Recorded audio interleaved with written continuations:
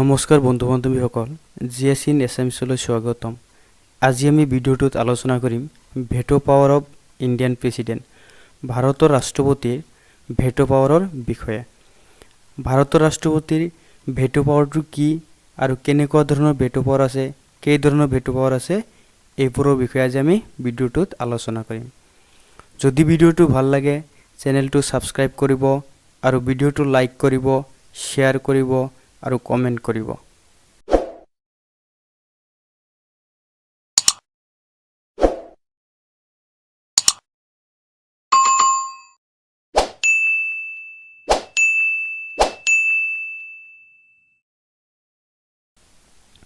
আমি ৰাষ্ট্ৰপতিৰ veto power বা ভেটো ক্ষমতা জনাৰ আগতে আমি বিল এটা কেনেকৈ এক্ট হয়, কেনেকৈ এখন আইন হয়, সেইটো বিষয়ে জানিব লাগিব। আৰু সেইটো জনাৰ পিছতহে আমি ভাৰতৰ ৰাষ্ট্ৰপতিৰ ভেটো পাৱাৰৰ বিষয়ে জানিলে আমাৰ সুবিধা হ'ব, বুজি পোৱাত সুবিধা হ'ব। এতিয়া আমি জানি লওঁ যে বিল এটা কেনেকৈ এখন আইন হয়। এতিয়া বিল এটা যেতিয়া সংসদে পাছ কৰে, সংসদৰ পৰা বিলটো পাছ হোৱাৰ পিছত সেইটো ৰাষ্ট্ৰপতিৰ ওচৰলৈ ছিগনেচাৰৰ কাৰণে পঠিয়াই দিয়া হয়। ৰাষ্ট্ৰপতিৰ কি লাগে, তাতে ছিগনেচাৰ লাগে।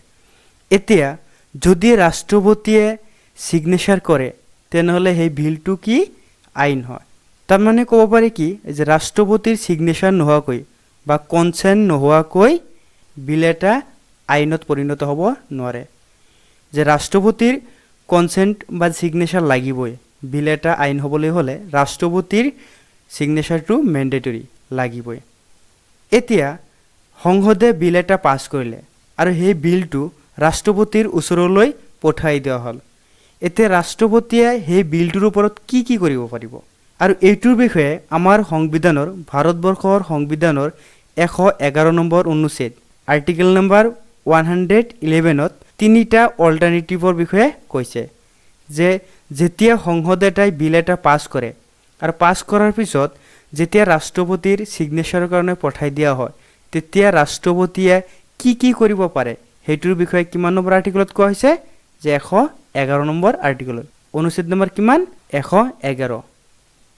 এতিয়া যদি কোৱা হয় যে বিল এটা প্ৰেচিডেণ্ট বা ৰাষ্ট্ৰপতিৰ চহী বা কনচেণ্ট নোহোৱাকৈ আইন হ'ব পাৰেনে? নোৱাৰে। আৰু যদি কোৱা হয় যে বিল এটা সংসদে যেতিয়া পাছ কৰে, পাছ কৰাৰ পিছত বিলটো কাৰ ছিগনেচাৰৰ কাৰণে পঠিয়াই দিয়া হয়? প্ৰেচিডেণ্টৰ। আৰু এই প্ৰেচিডেণ্টৰ ছিগনেচাৰ নোহোৱালৈকে বিল এটা আইনত পৰিণত হ'ব নোৱাৰে।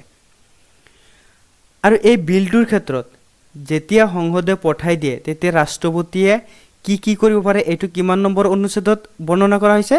111 নম্বৰ অনুচ্ছেদত। আৰু ইয়াতে তিনিটা অল্টাৰনেটিভ দিয়া হৈছে যে প্ৰেচিডেণ্টে এনেকুৱা বিলৰ ক্ষেত্ৰত কি কি কৰিব পাৰিব। যে নাম্বাৰ 1, তেওঁ বিলটোত চহী কৰিব পাৰিব, ছিগনেচাৰ কৰিব পাৰিব। যদি বিলটোত ছিগনেচাৰ কৰি দিয়ে তেনেহ'লে সেইটো কি হ'ল? আইনলৈ পৰিণত হ'ল, এখন এক্ট হৈ গ'ল। নাম্বাৰ 1ত কি হয় যে তেওঁ বা তাই চহী কৰিব পাৰে বা ছিগনেচাৰ দিব পাৰে, সেইটো তেতিয়া আইনলৈ পৰিণত হ'ব। নাম্বাৰ 2, তেওঁ বিলটোত চহী নিদিয়াকৈ বা ছিগনেচাৰ নকৰাকৈ উইথহল্ড কৰি ৰাখিব পাৰে, সেইটো তেওঁ নিজে ৰাখি দিব পাৰে। যে 1 নম্বৰত কি? তেওঁ চহী কৰিব পাৰে। 2 নম্বৰত কি? তেওঁ চহী নকৰিব পাৰে, সেইটোৰ লগত ৰাখি দিব পাৰে, সেইটো নাম্বাৰ 2। আৰু তাৰপিছত আৰু এটা ব্যৱস্থা আছে, সেই ব্যৱস্থাটো হ'ল তেওঁ সেই বিলটোত যদি কিবা ত্ৰুটি দেখা পায় বা তেওঁ যদি ভাবে যে সেই বিলটোত ক'ৰবাত শুধৰণি কৰাৰ দৰকাৰ আছে, তেতিয়া সেই বিলটো কি কৰিব? সংসদলৈ ৰিকনচিডাৰেশ্যনৰ কাৰণে সেই বিলটো পঠাই দিব। কিন্তু সেই বিলটো যদি মানি বিল হয়, বিত্তীয় বিল হয়, তেনেহ'লে তেনেকুৱা বিল সংসদলৈ ৰিটাৰ্ণ কৰিব নোৱাৰে। এইটো আপোনালোকে ক্লিয়াৰ হৈ ৰাখিব যে ৰাষ্ট্ৰপতিয়ে মানি বিল এটা কেতিয়াও ৰিটাৰ্ণ কৰিব নোৱাৰে বা উভতাই পঠাব নোৱাৰে সংসদলৈ।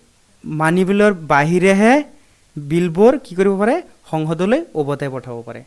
যদি মানি বিল হয় উভতাই পঠাব নোৱাৰে।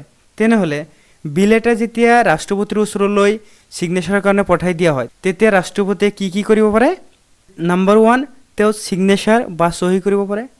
নাম্বাৰ 2, তেওঁ কি কৰিব পাৰে? সেইটো নিজে ৰাখি দিব পাৰে, উইথহল্ড কৰি ৰাখিব পাৰে। নাম্বাৰ 3 কি সেই বিলটো সংসদলৈ ৰিকনচিডাৰেশ্যনৰ কাৰণে কি কৰিব পাৰে সংসদলৈ উভতাই পঠাব পাৰে যদি এইটো বিত্তীয় বিল নহয় বিত্তীয় বিলৰ ক্ষেত্ৰত ৰাষ্ট্ৰপতি সহি কৰিবই লাগিব সেইটো মেন্ডেটৰি হয় যদি বিলটো বিত্তীয় বিল হয় তেতিয়া ৰাষ্ট্ৰপতিয়ে সহি কৰিবই লাগিব ঠিক আছে এতিয়া আমি ৰাষ্ট্ৰপতিৰ ভেটো পাৱাৰৰ বিষয়ে জানি লওঁ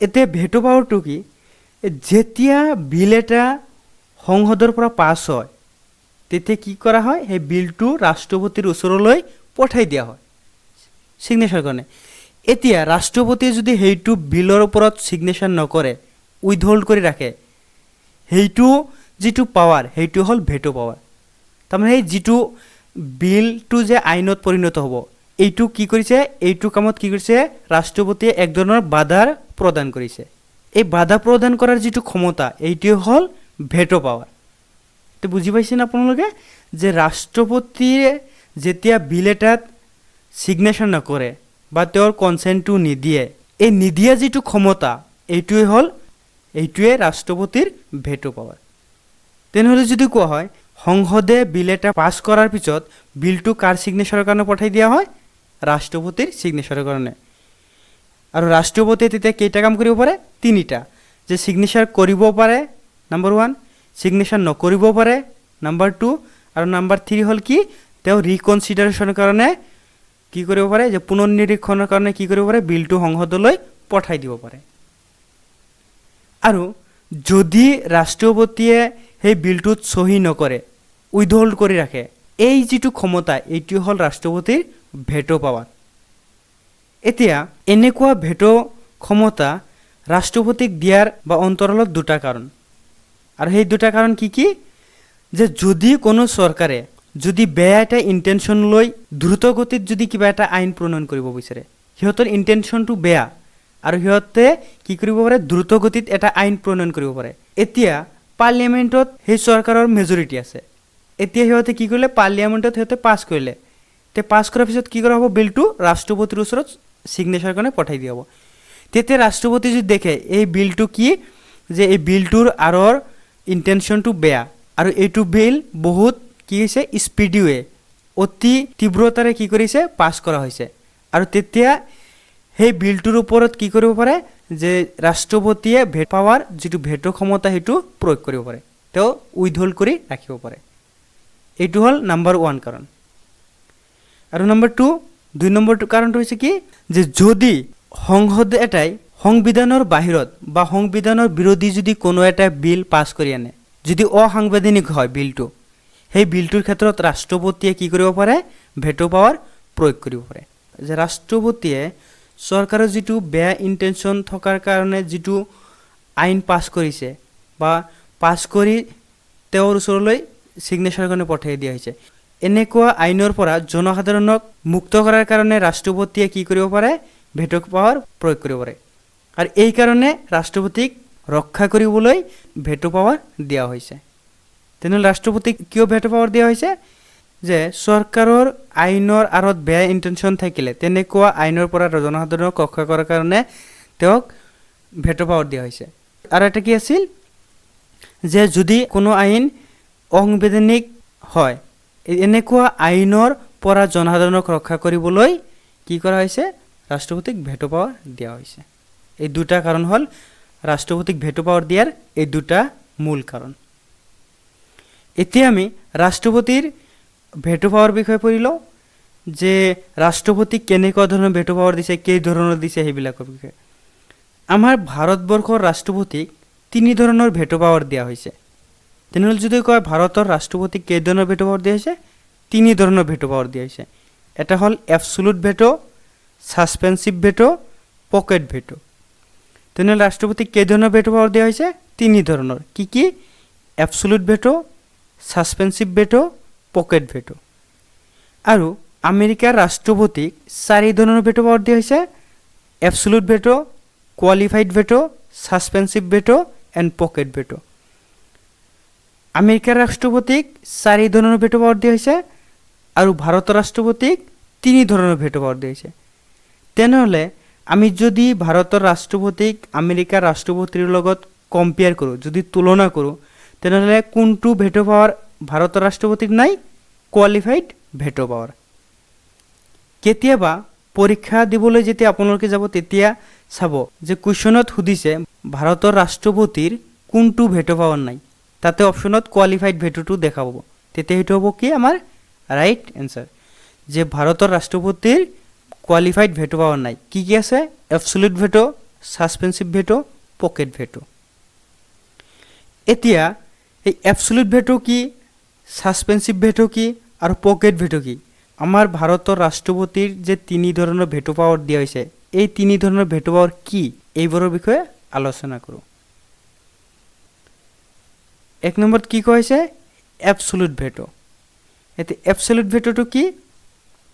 এই এবছলিউট ভেটোটো ৰাষ্ট্ৰপতিয়ে দুটা কাৰণত কি কৰিব পাৰে? প্ৰয়োগ কৰিব পাৰে। ভেটোটো কৈছিলোঁ কি, যে সংসদে যেতিয়া বিল এটা পাছ কৰে, পাছ কৰাৰ পিছত সেই বিলটো ৰাষ্ট্ৰপতিৰ কনচেণ্ট বা ছিগনেচাৰ কাৰণে যায়, আৰু যদি ৰাষ্ট্ৰপতিয়ে তাতে ছিগনেচাৰ নকৰে বা উইথহল্ড কৰি ৰাখে, সেইটো হ'ল কি? Veto power. এতিয়া এই এবছলিউট ভেটো পাৱাৰ কোনটো বুজাব? এতিয়া এবছলিউট ভেটো পাৱাৰ দুটা গ্ৰাউণ্ডত যেতিয়া ৰাষ্ট্ৰপতিয়ে ছিগনেচাৰ নকৰিব, সেই দুটা গ্ৰাউণ্ড কি? যে এটা গ্ৰাউণ্ড হ'ল যেতিয়া বিল এটা প্ৰাইভেট মেম্বাৰে উত্থাপন কৰিব। এতিয়া প্ৰাইভেট মেম্বাৰটো কি? যে একচুৱেলি চৰকাৰ পক্ষৰ পৰা মিনিষ্টাৰ বা মন্ত্ৰীয়েহে বিল এটা উত্থাপন কৰে। যেতিয়া সংসদত বিল এটা উত্থাপন কৰা হয়, সেই বিলটো সেই মিনিষ্টাৰটোৱেহে বা মন্ত্ৰীটোৱে কি কৰে? বিলটো উত্থাপন কৰে। এতিয়া যদি সেই বিলটো চৰকাৰ পক্ষৰ বিৰুদ্ধে এটা সদস্যই বা মিনিষ্টাৰ নহয় যদি কোনোবাই উত্থাপন কৰে, সেইটো হ'ব প্ৰাইভেট মেম্বাৰ্ছ বিল, আৰু তেনেকুৱা বিলৰ ক্ষেত্ৰত ৰাষ্ট্ৰপতিয়ে এবছলিউট ভেটো প্ৰয়োগ কৰিব পাৰে। যদি বিলটো প্ৰাইভেট মেম্বাৰ্ছৰ বিল হয় আৰু সেই বিলটোৰ ক্ষেত্ৰত এবছলিউট ভেটো প্ৰয়োগ কৰিব পাৰে।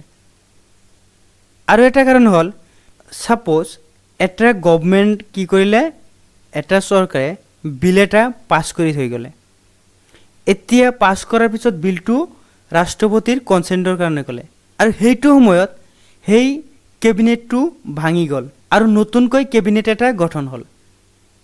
এতিয়া নতুনকৈ কেবিনেট আহি যদি ৰাষ্ট্ৰপতিক কয় যে আগৰ কেবিনেটে যিটো বিল পাছ কৰিছে সেই বিলটোত ছিগনেচাৰ কৰিব নালাগে, আৰু তেতিয়া সেইটো বিলৰ ক্ষেত্ৰত ৰাষ্ট্ৰপতিয়ে এবছলিউট ভেটো প্ৰয়োগ কৰে।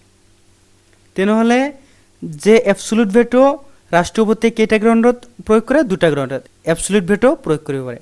আৰু এটা হ'ল কি, যে এটা কেবিনেটে বিল এটা পাছ কৰাৰ পিছত ৰাষ্ট্ৰপতিৰ এটা হ'ল প্ৰাইভেট মেম্বাৰ্ছ বিলৰ ক্ষেত্ৰত, যে যদি কোনো এটা বিল মন্ত্ৰীয়ে যদি উত্থাপন নকৰে, সেই বিলটোৰ ক্ষেত্ৰত কি কৰিব পাৰে? ৰাষ্ট্ৰপতিয়ে ছিগনেচাৰৰ কাৰণে পঠাই দিয়া হ'ল, আৰু সেইটো সময়ত কি হ'ল? কেবিনেটটো ভংগ হ'ল বা ভাঙি গ'ল, আৰু নতুনকৈ এটা কেবিনেট আহিল, আৰু সেই কেবিনেটটো আহি নতুনকৈ যিটো কেবিনেট আহিল, সিহঁতে যদি আহি কয় ৰাষ্ট্ৰপতিক যে আগৰ কেবিনেটে যিটো বিল পাছ কৰি থৈ গৈছে সেই বিলটোত ছিগনেচাৰ কৰিব নালাগে বা আপুনি কনচেণ্ট দিব নালাগে, সেইটো ক্ষেত্ৰত ৰাষ্ট্ৰপতিয়ে কেনেকুৱা ভেটো প্ৰয়োগ কৰিব? এবছলিউট ভেটো। তেনেহ'লে আমি এবছলিউট ভেটোৰ বিষয়ে জানিলোঁ। তাৰপিছত হ'ব ছাছপেনচিভ ভেটো। এতিয়া ছাছপেনচিভ ভেটো কেতিয়া প্ৰয়োগ কৰে? যেতিয়া বিল এটা ৰাষ্ট্ৰপতিৰ ওচৰলৈ ছিগনেচাৰ বা কনচেণ্টৰ কাৰণে পঠাই দিয়া হ'ল, ৰাষ্ট্ৰপতিয়ে সেই বিলটো কি কৰিলে? ৰিকনচিডাৰেশ্যনৰ কাৰণে, যে পুনৰ বিবেচনাৰ কাৰণে কি কৰিলে? সংসদলৈ পঠাই দিলে, যে এই বিলটোত এনেকুৱা অলপ চেঞ্জ হ'ব লাগিছিল বা ইয়াত অলপ পৰিৱৰ্তন হ'ব লাগিছিল, সেইকাৰণে মই বিলটোত ছিগনেচাৰ নকৰিলোঁ, এই বিলটো মই কি কৰিলোঁ? ৰিটাৰ্ণ কৰি দিলোঁ। ক'লৈ? সংসদলৈ। আৰু এই যিটো ৰিটাৰ্ণ কৰাৰ যিটো ক্ষমতা, এইটোৱে হ'ল কি? ছাছপেনচিভ ভেটো। যে বিল এটা যেতিয়া সংসদলৈ কি কৰে? পুনৰ বিবেচনাৰ কাৰণে পঠাই দিয়া হয়, কোনে পঠাই দিয়ে? ৰাষ্ট্ৰপতিয়ে। এই যিটো পঠাই দিয়াৰ যিটো ক্ষমতা, এইটো হ'ল ছাছপেনচিভ ভেটো। তেনেহ'লে আমি ৰাষ্ট্ৰপতিৰ কেইটা ভেটোৰ বিষয়ে পঢ়িলোঁ? এবছলিউট ভেটো আৰু ছাছপেনচিভ ভেটো। 3 নম্বৰ ভেটোটো হ'ল পকেট ভেটো। এতিয়া পকেট ভেটোটো কি? যেতিয়াই সংসদে বিল এটা পাছ কৰে, সেই বিলটো ৰাষ্ট্ৰপতিৰ ওচৰলৈ ছিগনেচাৰৰ কাৰণে পঠাই দিয়ে। সেই বিলটোৰ ক্ষেত্ৰত ৰাষ্ট্ৰপতিয়ে যেতিয়া সেই বিলটোক ছিগনেচাৰ নকৰিলে, নাইবা বিলটোক ৰিজেক্টো নকৰিলে, নাইবা বিলটোক ৰিটাৰ্ণ নকৰিলে পাৰ্লিমেণ্টলৈ, তেতিয়া সেই বিলটোক কি কৰিলে, ৰাষ্ট্ৰপতিয়ে পেণ্ডিং কৰি ৰাখিলে। ছিগনেচাৰো নকৰে, ৰিজেক্টো নকৰে, ৰিটাৰ্ণো নকৰে, জাষ্ট এজ এ পেণ্ডিং হিচাপে ৰাখি দিলে। আৰু এই যিটো ৰাখি দিয়াৰ যিটো ক্ষমতা, এইটো হ'ল পকেট ভেটো। যে ছিগনেচাৰ নকৰাকৈ বা ৰিজেক্ট নকৰাকৈ নাইবা ৰিটাৰ্ণ নকৰাকৈ এই যিটো বিল ৰাখি দিলে প্ৰেচিডেণ্টে বা ৰাষ্ট্ৰপতিয়ে যিটো বিল ৰাখি দিলে, এই ৰাখি দিয়া যিটো ক্ষমতা, এই ক্ষমতাটোক কি কোৱা হয়, পকেট ভেটো কোৱা হয়। এতিয়া কথাটো হ'ল যে ৰাষ্ট্ৰপতিয়ে বিল এটাত ছিগনেচাৰ নকৰিলে বা ৰিটাৰ্ণ নকৰিলে বা কেঞ্চেল নকৰিলে, এতিয়া কিমান দিনৰ কাৰণে ৰাখিব পাৰে? সেইটো এটা মনত এটা আপোনালোকে এনেকুৱা এটা ডাউট আহিব পাৰে যে কিমান দিনলৈ ৰাখিব পাৰে। যে ৰাষ্ট্ৰপতিয়ে বিল এটা ৰিজেক্ট নাইবা ৰিটাৰ্ণ নাইবা চহী নকৰাকৈ কিমান দিন ৰাখিব পাৰে, ইয়াৰ কোনো নিৰ্দিষ্ট সীমা নাই। তেওঁ অনিৰ্দিষ্ট কাললৈ এনেকুৱা বিল এটা ৰাখিব পাৰে। আৰু এই যিটো পেণ্ডিং কৰি ৰখাৰ ক্ষমতা, অনিৰ্দিষ্ট কাললৈ যিটো পেণ্ডিং কৰি ৰখাৰ ক্ষমতা, এইটো হ'ল পকেট ভেটো। তেনেহ'লে আমি ৰাষ্ট্ৰপতিৰ কেইটা ভেটো পাৱাৰ পালোঁ? তিনিটা। প্ৰথমটো কি পালোঁ? এবছলুট ভেটো। দ্বিতীয়টো পালোঁ কি? ছাছপেনচিভ ভেটো। তৃতীয়টো পালোঁ কি? Pocket veto. এতিয়া এই ৰাষ্ট্ৰপতিয়ে ৰাজ্যৰ কিছুমান বিলৰ ক্ষেত্ৰতো তেওঁ কি কৰিব পাৰে, এনেকুৱা ভেটো ক্ষমতা প্ৰয়োগ কৰিব পাৰে। যদি কোৱা হয় যে ৰাষ্ট্ৰপতিয়ে ৰাজ্যৰ যিবিলাক বিধানসভাই পাছ কৰা কোনো বিলৰ ক্ষেত্ৰত এনেকুৱা ক্ষমতা প্ৰয়োগ কৰিব পাৰেনে? পাৰে, ৰাজ্যৰ ক্ষেত্ৰতো পাৰে। এতিয়া কেতিয়া পাৰে? যদি ৰাজ্যপালে বা গভৰ্ণৰে যদি কোনো এটা বিল কি কৰে, তেওঁ ৰাখি দিয়ে। যেনেকৈ আমাৰ সংসদে বিল এটা পাছ কৰাৰ পিছত কাৰ ছিগনেচাৰৰ কাৰণে পঠাই দিয়া হয়? ৰাষ্ট্ৰপতিৰ ছিগনেচাৰৰ কাৰণে পঠাই দিয়া হয়। ঠিক তেনেদৰে যে ৰাজ্যৰ বিধানসভাই যেতিয়া বিল এটা পাছ কৰে, সেই বিলটো পাছ কৰাৰ পিছত কাৰ ছিগনেচাৰৰ কাৰণে পঠাই দিয়ে? সেইটো গভৰ্ণৰৰ ছিগনেচাৰ বা ৰাজ্যপালৰ ছিগনেচাৰৰ কাৰণে পঠাই দিয়ে। যদি ৰাজ্যত হয়, কাৰ ছিগনেচাৰৰ কাৰণে পঠাই দিয়ে? ৰাজ্যপাল। যদি যেতিয়া দেশত হ'ব, যেতিয়া পাৰ্লিয়ামেণ্ট বা কেন্দ্ৰীয় চৰকাৰৰ ক্ষেত্ৰত হ'ব, তেতিয়া ৰাষ্ট্ৰপতিৰ কাৰণে পঠাই দিয়ে।